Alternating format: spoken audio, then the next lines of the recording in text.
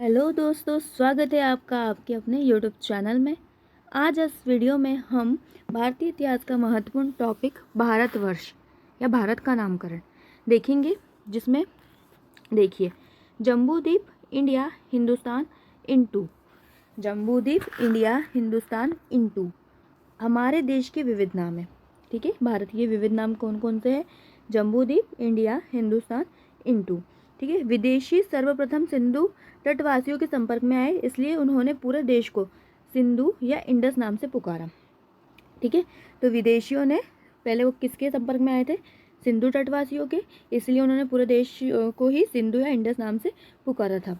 भारतीय उपमहाद्वीप वास्तविक रूप से किस आकृति का है? तो त्रिकोणाकार। ये क्वेश्चन पूछा जा सकता है कि भारतीय उपमहाद्वीप किस आकृति का है? तो त्रिकोणाकार या धनुषाकृति का है। ठीक है, तो दोनों ही याद रखिएगा, त्रिकोणाकार या धनुष आकृति का है। वराहमिहिर की बृहत संहिता में से कुर्म की आकृति बताइए। ठीक है, बृहत संहिता में किस आकृति का उल्लेख है? कुर्म की आकृति का। पुराणों में धनु आकृति का, पुराणों में धनु आकृति का। वहीं दीर्घ निकाय में छकड़े की एक भांति वहीं दीर्घ निकाय में कैसी बताई है इसकी आकृति? छकड़े की भांति। महाभारत में समभुजाकार त्रिभुज की भांति बताया गया है।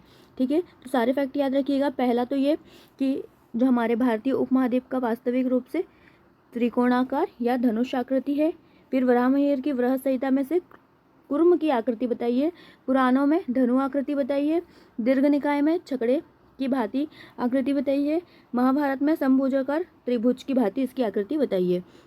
ठीक है, फिर इसके बाद आगे देखते हैं पुराणों में भुवन कोश अध्याय। पुराणों के कौन से अध्याय? भुवन कोश अध्याय में भारत के भूगोल का वर्णन मिलता है। ठीक है, तो भुवन कोश अध्याय कहा किसका है? पुराणों का। इसमें क्या मिलता है? तो भारत के भूगोल का वर्णन मिलता है। पुराणों में पृथ्वी को कमल के रूप में स्वीकार किया गया है। पृथ्वी को कमल के रूप में स्वीकार किया गया है। पुराणों के अनुसार भारतवर्ष नाम पड़ने से पूर्व यह देश अजनाब तथा हेमवत वर्ष के नाम से विख्यात था। अजनाब या हेमवत वर्ष के नाम से विख्यात था। ठीक है, तो याद रखना, भारतवर्ष से पहले क्या नाम था? अजनाब और हेमवत वर्ष। ठीक है, भारत प्रशस्ति का उल्लेख पुराणों में भी मिलता है। भारत प्रशस्ति का उल्लेख पुराणों में भी मिलता है। इसमें वर्णित है कि भारत भूमि कर्म भूमि है तथा स्वर्ग भोग भूमि है। भारत भूमि कर्म भूमि है तथा स्वर्ग भोग भूमि है। भारत का वर्णन the epitome of the world के रूप में भी किया गया है। स्मिथ ने भारत को एंथोलॉजिकल म्यूजियम कहकर संबोधित किया गया है। तो इसे भी याद रखिएगा कि स्मिथ ने भारत को क्या कहा है? स्मिथ ने भारत को कहा है एंथोलॉजिकल म्यूजियम। आगे देखते हैं भारतवर्ष अर्थात भरतों का देश। भारतवर्ष अर्थात भरतों का देश। भरत नामक एक प्राचीन राजवंश के नाम पर इस देश को भारतवर्ष कहा गया। जिस भरत के वंश के नाम से हमारे देश का नाम भारत पड़ा है, उनका राज कहाँ से कहाँ तक था? सरस्वती तथा यमुना नदी के बीच का प्रदेश था। सरस्वती तथा यमुना नदी के बीच का प्रदेश था। वही जैन धर्म के अनुसार उनके प्रथम तीर्थंकर ऋषभदेव के पुत्र सम्राट भरत के नाम पर देश का नाम भारत पड़ा है। भरत भारत के पहले क्या थे? चक्रवर्ती सम्राट थे। क्या थे? चक्रवर्ती सम्राट थे। चक्रवर्ती सम्राट की परिभाषा दी है हमारे कौटिल्य ने। किसमें दी है? तो अर्थशास्त्र में दी है। कौटिल्य के अनुसार हिमालय से लेकर समुद्र तक 1000 योजन विस्तार वाला भाग चक्रवर्ती राजा का शासन क्षेत्र होता है। ठीक है, तो चक्रवर्ती सम्राट की परिभाषा कौटिल्य के द्वारा दी गई है अर्थशास्त्र में, जिसके अनुसार हिमालय से लेकर समुद्र तक 1000 योजन विस्तार वाला भाग चक्रवर्ती राजा का शासन क्षेत्र होता है। आगे देखते हैं जब आर्य भारत आए तो इसका नाम सप्तसेंधव पड़ा। सप्तसेंधव कब पड़ा? जब आर्य भारत आए। सरस्वती, शुतुद्री, विपाशा, परुक्षणी, अक्सिनी, वितस्ता और सिंधु, इन 7 नदियों द्वारा सिंचित प्रदेश को ही सप्तसेंधव प्रदेश कहते हैं। तो 7 नदियों के नाम आपको याद होने चाहिए। इसमें पंजाब, सिंधु, अफगानिस्तान के क्षेत्र सम्मिलित है। यही आर्यों का पहला निवास स्थान बना और यहीं ऋग्वेद के वंश मंडल की रचना हुई। ऋग्वेद का वंश मंडल कौन सा है? दूसरे मंडल से 7वें मंडल तक का जो मंडल है उसे कहते हैं ऋग्वेद का वंश मंडल, क्योंकि इसे एक ही वंश के ऋषियों द्वारा लिखा गया है। सर्वप्रथम ऐतरेय ब्राह्मण में भारतीय उपमहाद्वीप के 5 भाग बताए हैं। ऐतरेय ब्राह्मण में भारतीय उपमहाद्वीप के 5 भाग कौन कौन से? मध्य देश, उत्तरापथ, प्राच्य, प्राच्य, दक्षिणापथ। मध्य देश, उत्तरापथ, प्राच्य, दक्षिणापथ। ठीक है, अब ये देखेंगे कि मध्य देश कहाँ से कहाँ तक था? यमुना से ब्रह्मपुत्र तक। उत्तरापथ उत्तर पश्चिम भारत से भारत का क्षेत्र। प्राच्य या अपरांत पश्चिमी भारत का भाग। प्राच्य पूर्वी भारत को कहा जाता था। ठीक है, वहीं शतपथ ब्राह्मण ग्रंथ में ये कहा गया है कि पूर्वी भारत का आर्यकरण का श्रेय गौतम राहुगण ऋषि को जाता है। ठीक है, किसको जाता है? गौतम राहुगण ऋषि को। दक्षिणापथ पेरिपल्स ऑफ द इरिथियन सी के लेखक ने नामादोस नर्मदा के दक्षिण में स्थित भूभाग को दाक्षिणाबादेश कहा है। दक्षिण भारत के आर्यकरण का श्रेय अगस्त्य ऋषि को दिया जाता है। पूर्वी भारत का राहुगण ऋषि और दक्षिण भारत का अगस्त्य ऋषि को दिया जाता है। ठीक है, तो ऐतरेय ब्राह्मण में भारतीय उपमहाद्वीप के 5 भाग कौन कौन से? मध्य देश, उत्तरापथ, प्राच्य, दक्षिणापथ। भारतीय उपमहाद्वीप के इन्हीं 5 भागों को हेवनशॉन्ग ने पंच भारत या 5 इंडियज कहकर संबोधित किया है। हेवनशॉन्ग ने इन्हें पंच भारत या 5 इंडियज कहकर संबोधित किया है। द्रविड़ देश कहाँ का क्षेत्र था? ये कृष्णा एवं तुंगभद्रा के दक्षिण में स्थित प्रदेश को तमिलहम या द्रविड़ देश कहा जाता है। कृष्णा एवं तुंगभद्रा के दक्षिण में स्थित प्रदेश को। पेरिपल्स में इसी क्षेत्र को दमिरिका या दमिलकम कहा गया है। सर्वप्रथम ऐतरेय ब्राह्मण में आंध्र, पुंड्र, शबर, पुलिंद आदि जातियों के रूप में वर्णन है। ठीक है, यही आंध्र पुंड्र किसका नाम था? बंगाल का। बाद में क्या बने? एक प्रदेश के रूप में जाने लगे पुंड्र। याद रखिएगा, पुंड्र किसका नाम है? बंगाल का। मनुस्मृति में प्राचीन भारतीय भौगोलिक स्थिति के 4 रूपों में बताए गए हैं। 4 रूप बताए गए। एक है ब्रह्मावर्त, ब्रह्म ऋषि देश, मध्य देश, आर्यावर्त। ब्रह्मावर्त, ब्रह्म ऋषि देश, मध्य देश, आर्यावर्त। प्राचीन भारत की भौगोलिक स्थिति के संबंध में मनुस्मृति में विस्तार से क्या किया गया? प्रकाश डाला गया है। मनुस्मृति में सरस्वती एवं दृशद्वती के बीच का क्षेत्र ब्रह्मावर्त कहलाता है। सरस्वती और दृशद्वती के बीच का क्षेत्र ब्रह्मावर्त कहलाता है। गंगा यमुना दोआब का क्षेत्र ब्रह्म ऋषि देश कहलाता है। यही गंगा यमुना के बीच का जो प्रदेश है अंतर्वेदी कहलाया। दोआब क्षेत्र ब्रह्म ऋषि, बीच का क्षेत्र अंतर्वेदी, जो कि विष्णु के भावी कल के अवतार की कर्म क्षेत्र होगा। वैदिक संस्कृति का केंद्र ब्रह्म ऋषि देश था। वैदिक संस्कृति का केंद्र था ब्रह्म ऋषि देश था। ब्रह्मावर्त से बृहत्तर ब्रह्म ऋषि था। ब्रह्मावर्त से बड़ा कौन सा था? ब्रह्म ऋषि देश बड़ा था, जिसमें कुरुक्षेत्र, पांचाल, मत्स्य, सुरसेन क्षेत्र सम्मिलित था। आगे देखते हैं। ब्रह्म ऋषि देश से बड़ी इकाई, भौगोलिक इकाई था मध्य देश, और मध्य देश से अधिक विस्तृत था आर्यावर्त। पहले आएगा ब्रह्मावर्त, फिर उससे बड़ा ब्रह्म ऋषि, फिर उससे बड़ा मध्य देश, फिर उससे बड़ा आर्यावर्त। आर्यावर्त के बाहर सतलज से उत्तर में काबुल तक, दक्षिण में द्रविड़ तक के क्षेत्र को अनार्य या मलेच्छ देश कहा गया है। विष्णु पुराण में कहा गया है कि समुद्र के उत्तर में, हिमालय के दक्षिण में जो कल्पित है वो भारत देश है। विष्णु पुराण के अनुसार समुद्र के उत्तर में, हिमालय के दक्षिण में जो क्षेत्र है वो क्या है? भारत देश या भारतवर्ष है, और वहाँ की संतानें क्या है? भारतीय है। यहाँ भारत के उत्तराधिकारी लोग निवास करते हैं। भारत के उत्तराधिकारी लोग निवास करते हैं। देवता भी स्वर्ग का सुख भोगने के बाद मोक्ष का साधन हेतु भारत में पुनः जन्म लेते हैं। किसमें कहा गया ये? विष्णु पुराण में। विष्णु पुराण में भारतवर्ष के 7 मुख्य पर्वतों का उल्लेख है। इनके नाम थे महेंद्र, मलय, सहन, शुक्तिमत, ऋक्ष, विन्हय, पार्यात्र। परंतु भारत में पर्वतों में प्रथम एवं प्रधान स्थान सुमेर पर्वत को ही दिया जाता है। सुमेरु पर्वत को ही दिया जाता है। मनुस्मृति में हिमालय से लेकर विंध्याचल, सरस्वती से लेकर प्रयाग तक के क्षेत्र को मध्य देश कहा है। मध्य देश मतलब हिमालय से लेकर विंध्याचल, सरस्वती से लेकर प्रयाग तक के क्षेत्र को। जब आर्य का पूर्वी भारत की ओर प्रसार हुआ तो इस देश को आर्यव्रत, क्या कहा गया? आर्यव्रत। आर्यव्रत मतलब 2 पहाड़ों और 2 समुद्रों के बीच का क्षेत्र क्या कहलाता है? आर्यव्रत कहलाता है। जैसे भारत की स्थिति आप सभी जानते हैं कि हमारा भारत कुछ इस प्रकार से है। ये हमारा गुजरात का एरिया, तो यहाँ पर हमारा पश्चिमी घाट, यहाँ हमारा पूर्वी घाट।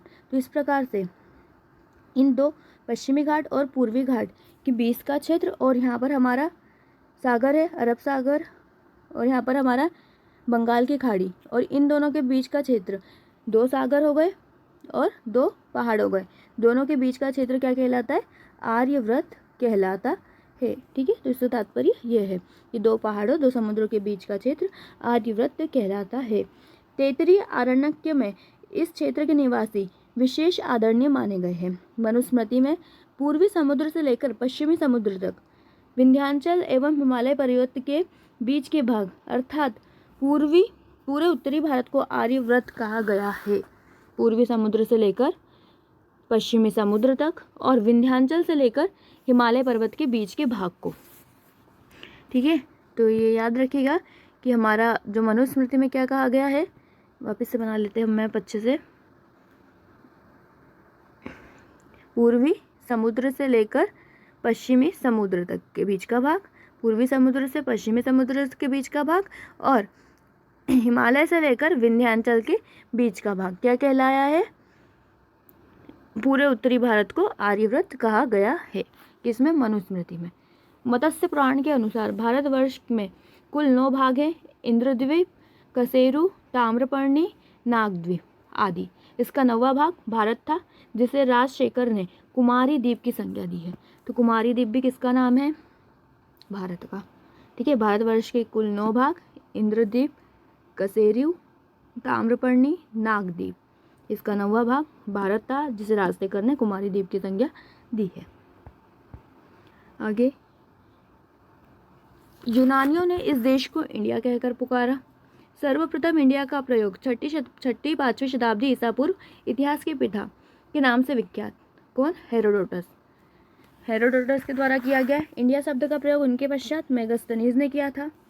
महत्वपूर्ण यह है कि जो हेरोडोटस है उन्होंने इंडिया शब्द केवल सिंधु और उसके डेल्टा क्षेत्रों के लिए किया था। वहीं मेगास्थनीज द्वारा इंडिया संपूर्ण भारतीय उपमहाद्वीप के लिए प्रयोग किया गया। ठीक है, तो अलग अलग उन्होंने क्या किया? सिंधु और उसके डेल्टा क्षेत्रों के लिए हेरोडोटस के द्वारा इंडिया शब्द का प्रयोग किया गया। वहीं मेगास्थनीज के द्वारा पूरे संपूर्ण भारतीय उपमहाद्वीप के लिए इंडिया शब्द का प्रयोग किया गया। पुराणों और अशोक के अभिलेखों में हमारे देश का नाम जम्बूद्वीप मिलता है। पुराणों तथा अशोक के अभिलेखों में हमारे देश का नाम जम्बूद्वीप मिलता है। वस्तुतः जम्बू नामक वृक्ष मिलने के कारण इस देश का नाम जम्बूद्वीप पड़ा था। आगे, सप्तद्वीप वासुमती का प्रारंभिक साहित्यिक साक्ष्य पतंजलि के महाभाष्य में मिलता है, लेकिन पृथ्वी के सप्तद्वीपों की कल्पना पुराणों की विशेषता है। पृथ्वी पर 7 द्वीप है, 7 महाद्वीप है, इसकी कल्पना पुराणों में की गई है। मत्स्य पुराण, विष्णु पुराण के अनुसार सप्तद्वीप में जम्बूद्वीप, शकद्वीप, कुशद्वीप, पुष्करद्वीप, क्रौंचद्वीप, शालमल द्वीप, गोमेद सम्मिलित है। गोमेद मतलब लक्षद्वीप को गोमेद शब्द से बताया गया है। सर्वप्रथम वायु पुराण में चतुर्दीपा वासुमती की कल्पना की गई है। चीनियों ने भारत को क्या कहा है? इंटू। सर्वप्रथम झांग कियान या चांग कियन ने शेंटू बोला, जबकि वास्तव में सिंधु नदी का यह चीनी रूप है। हेवनशोंग ने भारत को इंटू बोला। इंटू का अर्थ होता है चंद्रमा। इति सिंह ने आर्य देश एवं ब्रह्मराष्ट्र कहा। इति सिंह आर्य देश या ब्रह्मराष्ट्र। खारवेल के हाथी गुम्फा अभिलेख में सर्वप्रथम प्राकृत में भरध्वज शब्द का विवरण मिलता है। जो भारतवर्ष है वो संस्कृत और उसका ही अपना बिगड़ा हुआ या प्राकृत रूप है भरध्वज। ठीक है, तो कहाँ मिलता है? हाथी गुम्फा अभिलेख में प्राकृत में भरध्वज शब्द का उल्लेख मिलता है। एक प्रदेश के रूप में सबसे पहले भारत का वर्णन पाणिनि के अष्टाध्यायी में हुआ है। प्रदेश के रूप में सबसे पहले पाणिनि के अष्टाध्यायी में हुआ है। मनुस्मृति एवं भागवत पुराण में भारत को देव निर्मित देश कहा गया है। स्वयं सोमदेव सूर्य की नीति वाक्यामृत में सर्वप्रथम भारतवासियों के अर्थ में भारतीय शब्द का प्रयोग हुआ है। ठीक है, इसे भी याद रखिएगा। आगे, अथर्ववेद में गांधार, मजुवत, महावृष, बाहलिक, मगध, अंग, अष्टचक्र, अयोध्या, वरुणावती का उल्लेख हुआ है। ठीक है, तो इतने नाम हमको याद नहीं रखने हैं। अब हिंदुस्तान शब्द के बारे में जानते हैं। हिंदुस्तान शब्द कैसे आया? तो सर्वप्रथम 262 ईस्वी में ईरान के साशानी शासक शाहपुर प्रथम के नक्श रुस्तम अभिलेख में हिंदुस्तान शब्द का उल्लेख मिलता है। यह 3 भाषाओं में था, ईरानी, पहलवी, ग्रीक या यूनानी। इस समय भी हिंदुस्तान नाम सिंधु या उसके डेल्टा शब्द के लिए ही प्रयोग हुआ था। सर्वप्रथम 9वीं और 10वीं शताब्दी में किसी अज्ञात लेखक द्वारा रचित फारसी ग्रंथ हुदुद अल आलम में हिंदुस्तान शब्द से पूरे उपमहाद्वीप को वर्णित किया गया है। ठीक है।